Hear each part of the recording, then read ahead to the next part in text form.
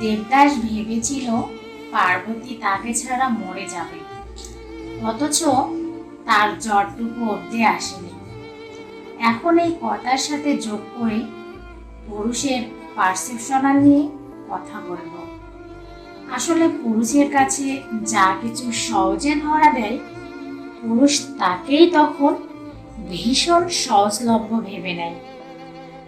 তারা বোঝে না যে একজন নারী যেমন ভালোবাসায় অন্ধ হতে পারে, ঠিক তেমনই আবার সেই ভালোবাসা থেকে অবহেলা পেলে নিঃশব্দে তার থেকে দূরে যেতেও সময় লাগে না।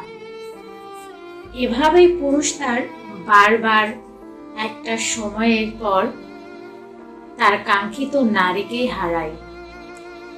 এই চরম সত্যিটাকে সময় থাকতে না বোঝাটাই ছিল দেবদাসের জীবনের সবচেয়ে বড় অভিশাপ, যার ফলে সে জীবন দিয়ে ভোগ করেছে। তাই আমার কাছে শরৎচন্দ্রের দেবদাসের মোরাল অফ দ্য স্টোরি হলো, সহজলভ্য মানেই সস্তা নয়।